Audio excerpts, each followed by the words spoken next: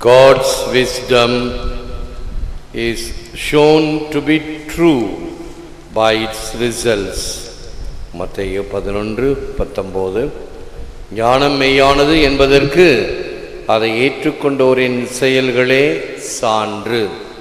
இது கிறிஸ்து வழங்கும் வாழ்வு தரும் நற்செய்தி. கிறிஸ்துவே உமக்கு புகழ். அமர்வோம். இயேசுவில் அன்பார்ந்த சகோதர சகோதரிகளே, அன்பார்ந்த பிள்ளைகளே, அன்பார்ந்த தொலைக்காட்சி விசுவாசிகளே, Cyril of Alexandria quotes, "They accepted neither the gloominess of John the Baptist nor the freedom of Jesus Christ." திருமுழுக்கு யோவானின் கடினத்தன்மையையும் கிறிஸ்துவின் சுதந்திரத்தையும் அவர்கள் ஏற்கவில்லை. Catechism of the Catholic Church 1779. Return to your conscience, question it, turn inward, and in everything you do see God as your witness. அனைத்து செயல்களிலும் இறைவனை சாட்சியாக கொண்டு உனது மனசாட்சியை பரிசோதித்து கேட்டுப்பார். வாழ்ந்தாலும் ஏசும், தாழ்ந்தாலும் ஏசும் வையகம் இதுதான். ஆக இவைகளெல்லாம் நமக்கு சொல்லுவது என்ன? இறைவன் நமக்கு கொடுக்கின்ற அருள்வாக்கை கேட்டு அதை சீரிய செம்மனத்தில் பதித்து அது காட்டுகின்ற வழியிலே ஒளியிலே நாம் நடக்க வேண்டும். அப்படி வாழும் பொழுது அவரவர்களுக்கு இருக்கின்ற புத்தியினாலோ ஞானத்தினாலோ அல்லது அவர்களுடைய புரிதலின் படி பேசுவார்கள். ஆகவே என்ன சொல்லப்படுகிறது? கண்ணால் காண்பதெல்லாம் பொய், காதால் கேட்பதெல்லாம் பொய், தீர விசாரிப்பதே மெய். நல்ல ஒரு உதாரணம் நமக்கு கொடுக்கப்படுவது, 4 குருடர்கள் போய் யானையை பார்த்து எப்படி இருக்கும் என்று தெரிந்து கொள்ள போனார்கள். நமக்கு தெரியும், ஒருத்தன் துதிக்கையை பார்த்துட்டு யானை தூணை போல இருக்குது, வைரத்தடை பார்த்து யானை சுவரை போல இருக்குது, காதை பார்த்துட்டு யானை முரம் போல இருக்குது, வாலை பார்த்துட்டு தொடப்பத்தை போல இருக்குது. ஆக இவைகள் எல்லாம் யானையை பற்றி சொல்லுகின்ற உண்மையான விவரங்களா?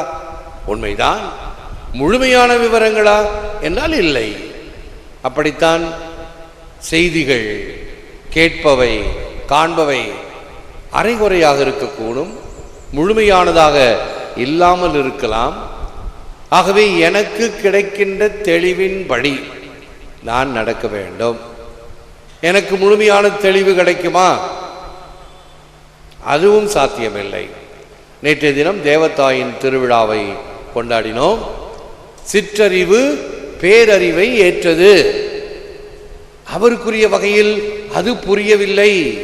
இது எங்கனமாகும்? ஆகவே இறைவனுடைய சித்தத்திற்கு அடிபடிந்தவளாக விளங்கினார். ஆகவே எல்லா தலைமுறைகளும் அவரை போற்றி புகழ்ந்தது. Life should not be distracted from self-reflection, self-examination, introspection.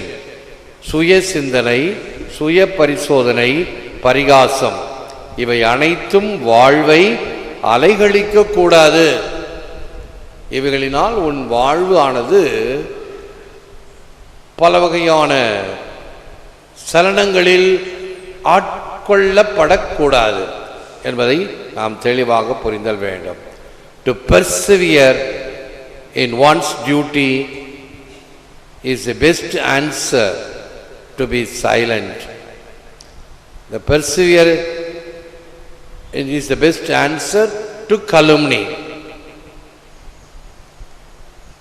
எது வேண்டுமானாலும் பிறர் தூற்றிக் கொண்டிருக்கலாம். ஆகவே தமிழில் இல்லாத பழமொழி கிடையாது, இல்லாத அறிவுரை கிடையாது. அதை எப்படி நான் எடுத்துக்கொள்கிறேன் என்பதுதான் இப்பொழுது நமக்கு தேவை.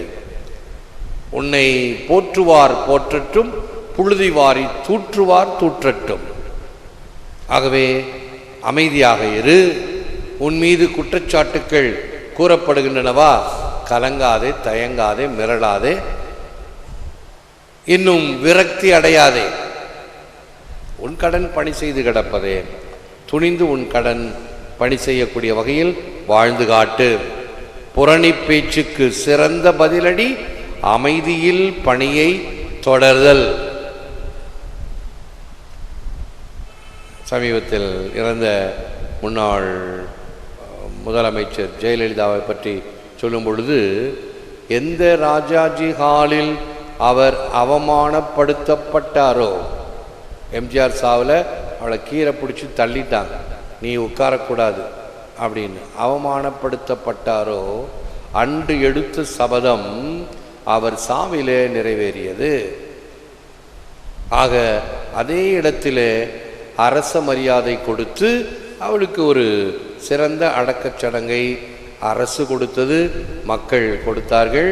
மக்களுடைய ஏகோபித்த ஒரு அனுதாபத்தை பார்க்க முடிந்தது. அவருடைய ஒரு உத்வேகம் பாராட்டப்பட வேண்டும். பதிலடி அவர் தன்னுடைய வாழ்க்கையில் கொடுத்தார். அவருடைய குறைகள் இருக்கலாம், புரணிகள் இருக்கலாம், பலவிதமான டிராபேக்ஸ் எல்லாருக்கும் இருக்க வேண்டியதுதான், அவருக்கும் இருந்தது. ஆகவே இதெல்லாம் சரித்திரத்தினுடைய நிகழ்வுகள். அவமானப்படுத்தப்பட்டார், ஒரு பெண் எப்படி இருக்க முடியும் என்பதெல்லாம் இந்த சரித்திரம் உலகம் கண்டது. அதே சரித்திரம் இன்று அதே பெண்மணியாக இருந்து ஒரு சிறந்த ஒரு வல்லமையான, இந்த ஆமாசாமி போடுறது இல்லை, முகத்தாட்சியம் பார்க்கறது கிடையாது, பல நல்ல குணங்களை சொல்லலாம். இப்படி பணியை தொடர்ந்ததனால் அவருக்கு இந்த ஒரு அடக்க சடங்கிலே ஒரு மரியாதை கிடைத்தது யதார்த்தம். இவைகளெல்லாம் உண்மைகள். We hear what we want to hear, we turn a deaf ear to everything else. It is called Bother of Lager, Irish. All ear is deafness. ஆங்கிலத்தில். தமிழில் சொல்லணும்னா காரிய செவிடுன்னு சொல்லுவாங்க. காரிய செவிடுன்னா என்ன தெரியுமா? எது அவங்களுக்கு தேவையோ அந்த விஷயம் மட்டும்தான் காதில் கேட்கும், மற்றது கேட்காது. அவங்கள சம்மந்தப்பட்டது. செவிடாக இருக்கிறவங்கள கூட அவங்கள பற்றி ஏதாவது பேசி பாருங்க, உன்னிப்பாக அவங்களுக்கு காது கேட்டுரும், மற்றது கேட்காது. அதான் அந்த all ear is deafness என்பது. ஆக காரிய செவிடாக இருப்பதா, அதுவும் தேவைதான் பல விஷயங்களில். ஒரு உதாரணம் சொல்லுகிறேன், அது எப்படி நச்சுன்னு பொருந்தது பாருங்க. தவளைகள்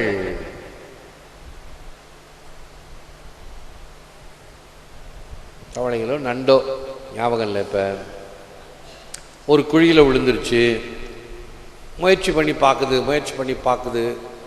ஒரு 3-4 தவளை முயற்சி பண்ணி பார்க்கும்போது சுற்றி நிற்கிற தவளைங்கள்லாம் அதுங்களுக்கு வெறியேற்றுது. எப்படி?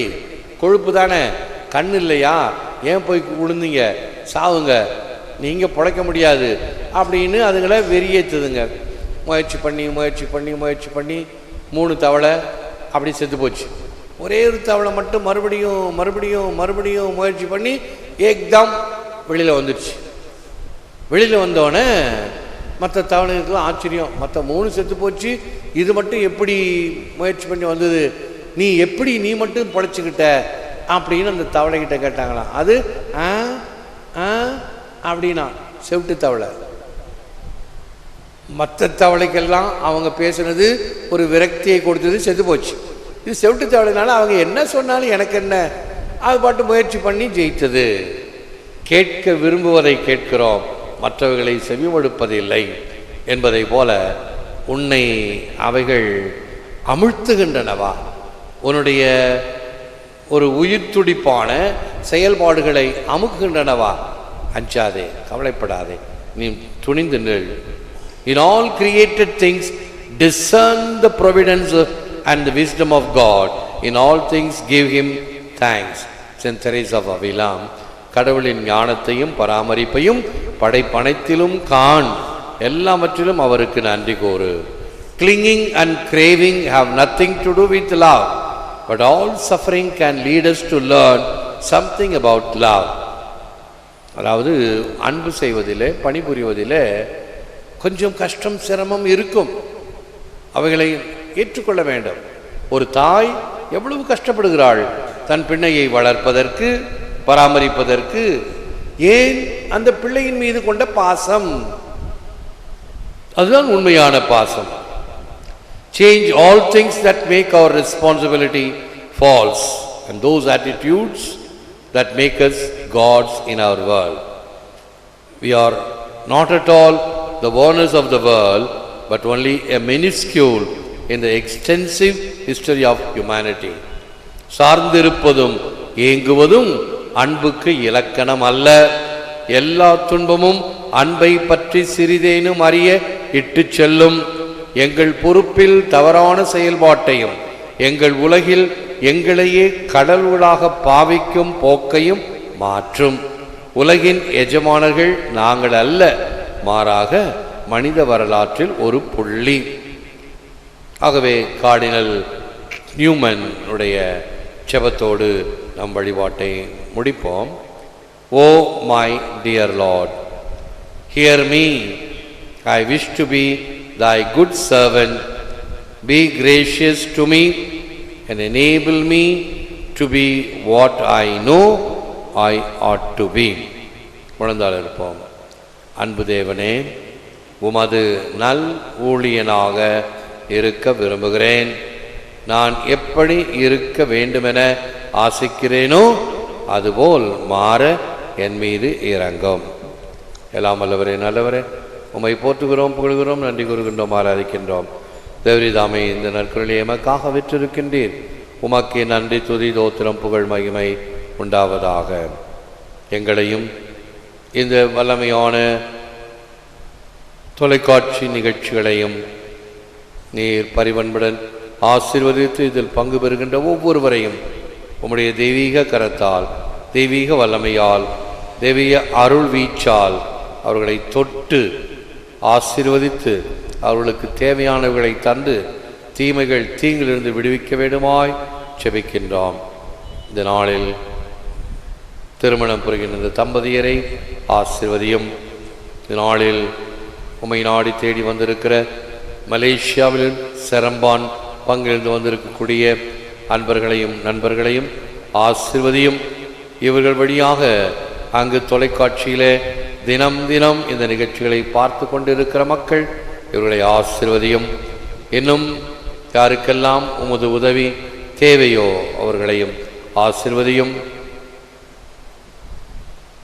அருகில், வெகு தொலைவில், உள்நாட்டில், வெளிநாட்டில் என்று ஜெபித்துக் கொண்டிருக்கிற மக்கள் அனைவருக்கும் ஒரு ஆசிரை நிறைவாக தாரும்.